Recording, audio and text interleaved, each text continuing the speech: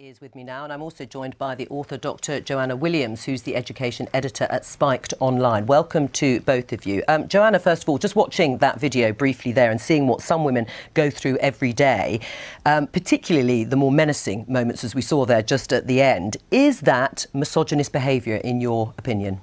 No. I think that video did the rounds on YouTube and went viral on social media. I think it was last year, but it's been very thoroughly debunked by a number of people who suggest that, well, question the areas of New York. Why were certain areas targeted? If you walk around with a camera, making eye contact with people, looking for a particular response, then you are likely to find it. I think the problem is nowadays we throw around statistics like 85% of women have experienced sexual harassment, but when sexual harassment is defined so broadly as to include winking and whistling, the real surprise is why so few women have experienced sexual harassment. If winking and whistling are sexual harassment, my surprise is that it's not 100% of women, but I don't think winking and whistling are sexual harassment, and I don't think this is something that really needs police time and attention to be spent on it. Melanie, what do you say first of all to Joanna articulating this idea that it's just too broad a spectrum to include some of the things that she said, like winking? Well, I tried to not trivialise this as just being a winking or a wolf whistling issue, and actually it's much broader, and it is about the continuous backdrop of harassment that women experience every single day. And it's, you know, it's going from very young girls in their school uniforms right through the spectrum, you know, up to adult women, and receiving unwanted attention that is intimidating, that is off-putting, and that puts us socially at a disadvantage, and we are targeted because of our sex. And I think that that is when, and we've seen some success actually around the country. Nottinghamshire Police do define misogyny as a hate crime, and it has encouraged more women to come forward and report issues, and it's led to convictions of people who've been identified through that process, who've then gone on to commit some more serious crimes against women. The thing is, Joanna, isn't this now, in 2018, an opportunity to set the reset button, to actually get the law to keep up with what we now deem acceptable standards of behaviour by men towards women? I think we are pressing the reset button, but to me we're pressing it in a way which is entirely detrimental to women, because to me this proposed law is incredibly insulting to women. It suggests women are so fragile and vulnerable that they can't cope with walking down the street. But why should they have to put up with endless wolf whistling or catcalling, or, you know, people shouting at you in the street, men saying, "Oi, darling"? Because a lot of this is about human interaction, and women can cope with human interaction. Some women actually, I mean, bizarre though it may seem to people sitting here, some women don't find it unwanted. Some women do actually enjoy engaging with people and have no problem with it whatsoever. The danger is when we start talking about people, children in school uniform, girls in school uniform, we reduce all adult women to that status.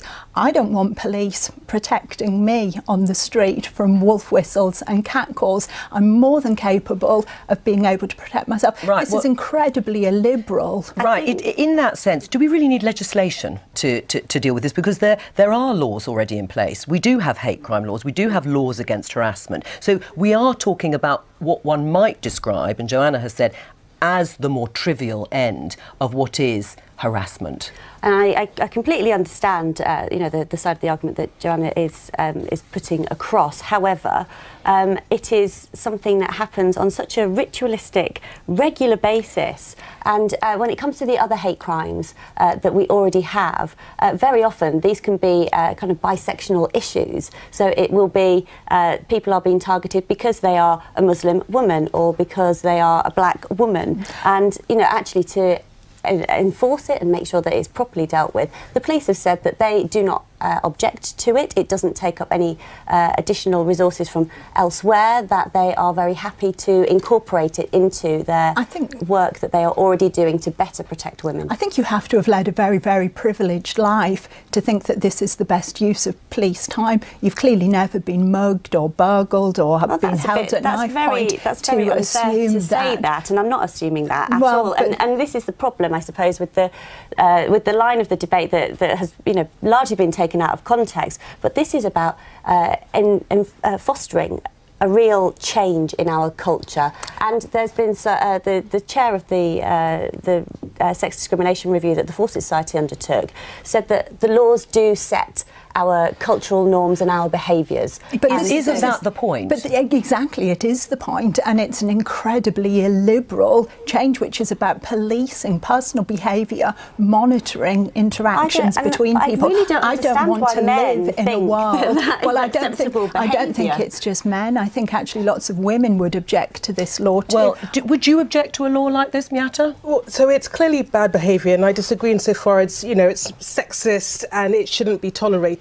And there's a spectrum, and I think you do have to be proportionate. And, you know, some of the things that we see, you know, men taking pictures of women up their skirt and stuff, absolutely should be banned.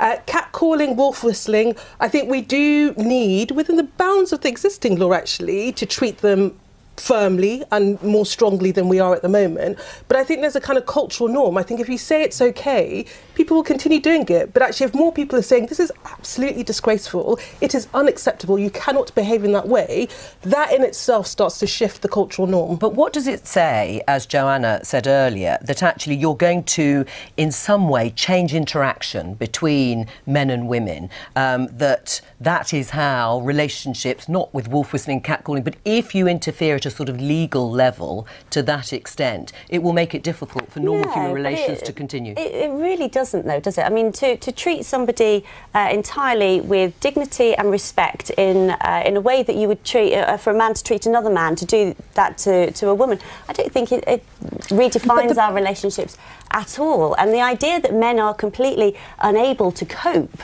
with doing it at that level is insulting to them. The problem is that everybody has a different idea of what dignity and respect mean. I mean, I speak to women who will say to me in private, I wouldn't want this to be known publicly, but if someone wolf whistles at me, it puts a spring in my step and a smile on my face. But should that be the reason and the basis for actually not changing a law where more women may feel intimidated by it? But how do we know more women feel intimidated by it? These are very subjective things, and why should we be so illiberal that we're going to outlaw all kinds of human interactions? I'm going to leave it there. Thanks very much for coming in, the two. We will make America great again.